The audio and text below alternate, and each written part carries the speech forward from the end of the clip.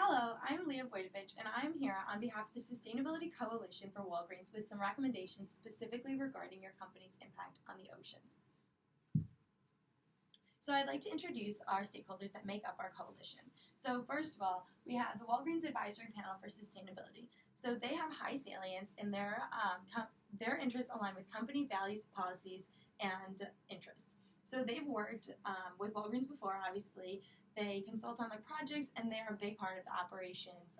They know what goes on in the company, so we see them as a good fit to recommend what we should do tomorrow. So next I have the Yale School of Forestry and Environmental Studies. They have high interest in the company because they conduct a lot of research into the impact of pharmaceuticals in the oceans and eventually trying to move towards green pharmaceuticals. So they have done research on how medications get into waterways and eventually affect the oceans. So their interest is having Walgreens' pharmaceutical side moving away from harmful chemicals that can affect human health and the ecosystems overall. Finally, I have Unilever. So they are one of Walgreens' suppliers that own many brands. There's actually 400 in total, and they own companies like Dove. They have Vaseline and even Ben & Jerry's. So they provide a lot of Walgreens inventory, and they put a large emphasis on making sure that their products are recyclable and try to be as environmentally friendly as possible. So they already have an initiative to make sure that 100% of their plastic packaging can be fully reusable, recyclable, or compostable by 2025. So that aligns with Walgreens in the way that, and moving towards sustainability, having their products be recyclable. So it's easy for Walgreens to expand their partnership and have their products be less detrimental to our environmental health. So our current sustainability value proposition has a few of our most prioritized initiatives listed here. We see Walgreens doing a good job in this External Tomorrow section, where we have a lot of initiatives that are trying to get rid of chemicals and other harmful materials that go into products. Our Internal Today is looking good, where we have a lot of emphasis on recycling and trying to divert our plastics and other things from landfills, but we have a couple recommendations that can help us move to filling these gaps. So we see a gap in Today, External, and Internal Tomorrow. So in order to address these concerns, we have a couple recommendations to help the company move towards a more sustainable future and kind of capitalize on what we're doing today in order to just be a more sustainable company and have long-term health for our company and also the environment. So the United Nations Goal 14 is one regarding the ocean. So the goal is to conserve and sustainably use ocean, seas, and marine resources for sustainable development.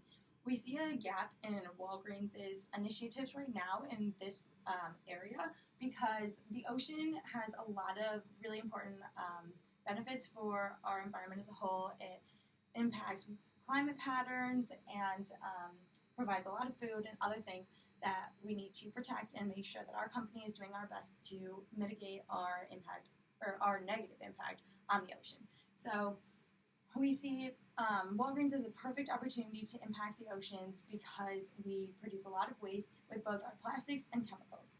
So some alarming statistics about the ocean are that by 2050, plastics in the ocean will outweigh fish.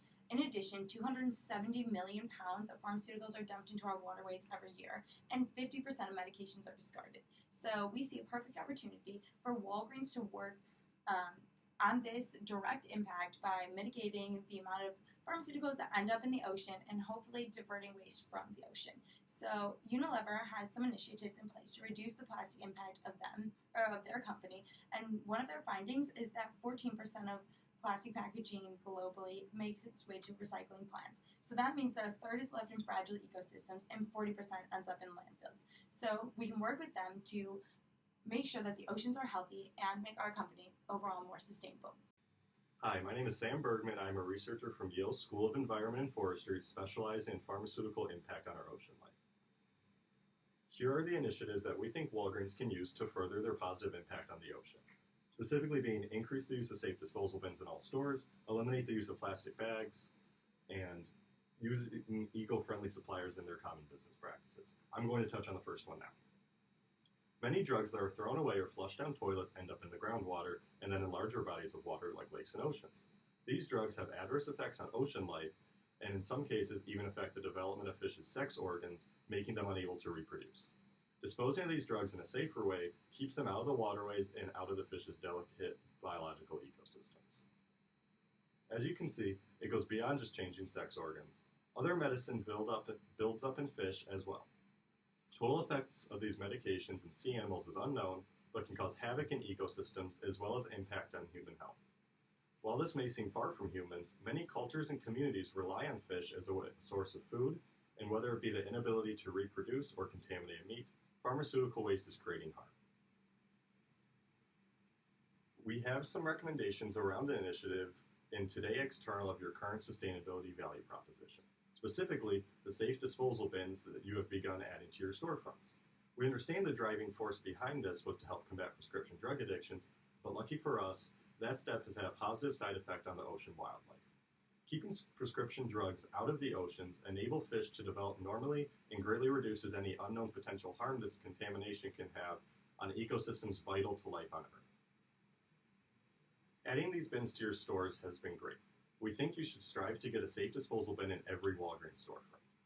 Only 13% of stores having these bins is problematic, and in our opinion, your current goal of 1,500 more bins is conservative. This is an initiative that benefits multiple facets of society and is relatively cheap to execute. We understand there are some legal roadblocks in getting these bins in certain states, but this is an action that, with adequate publicity, can make legislatures change their mind about the current regulation. This initiative is a simple solution to multiple problems that negatively impacts the sustainability of your business. Hello, I'm Sierra Taylor here from the Walgreens Advisory Panel for Sustainability, and I'm going to be talking about our second initiative related to plastic bags and their impact on the oceans. So, in the first decade of this century, we made more plastic than all of the plastic in history up to the year 2000. And according to the EPA, every bit of plastic ever made still exists. Clearly, this is an alarming issue, and unfortunately, Walgreens is currently a part of the problem. While we've been making strides in recycling our waste and reducing our use of shrink wrap, we estimate that we are still distributing millions of plastic bags to customers every day. Because of companies like us, life in the ocean is suffering. Turtles and other sea life cannot tell the difference between plastics and their sources of food. We as a coalition want to help Walgreens become a part of the solution. So, we want to propose that Walgreens attempt to eliminate the use of plastic bags altogether. This initiative will advance our sustainability value and our goals for our internal and future-minded operations. While this seems like a lofty goal, I want to bring to your attention the potential success an initiative such as this can have. For example, California enacted a plastic bag ban that resulted in a 72% decrease in litter over a 7-year period. One example we recommend Walgreens attempt to imitate is the work of large grocery store Kroger. They have said that they will phase out plastic bag use in their stores by 2025, and we see no reason why Walgreens can't have the same goal. Kroger's plan is threefold, and we believe Walgreens can follow the same outline.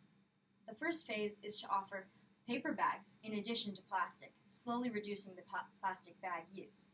Phase 2 includes selling reusable bags for roughly $1 to $2, depending on the market, with a goal of getting all customers to adopt reusable bags as the third phase.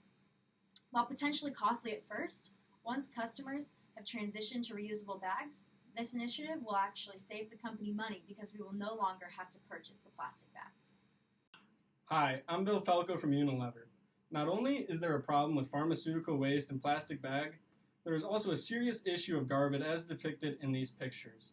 The effects of pollution in the oceans are having immediate impact on coastal communities and aquatic ecosystems.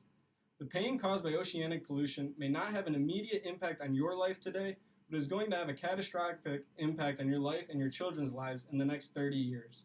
Walgreens has recognized these issues and initiated the removal of restricted substances by 2021 program, which is a great step, but we feel working with our coalition, specifically Unilever, could aid in the expanding of your Eternal Tomorrow quadrant of your sustainability value proposition.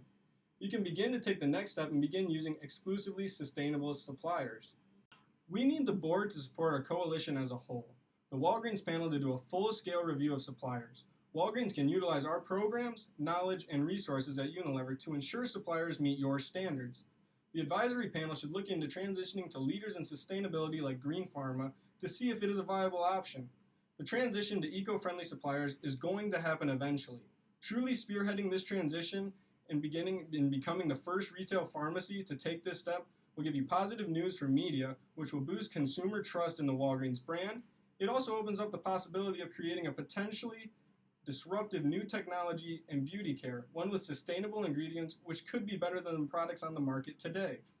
Of course, you can always ignore our message, continuing on your short-sighted journey, but one day either your competitors will take this step, leave you playing a dangerous game of catch-up, or the government will step in and force you to make an expensive, immediate transition.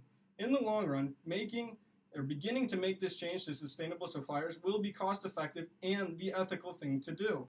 To wrap up, Walgreens has good sustainability initiatives, but you're lacking present external projects and tomorrow internal.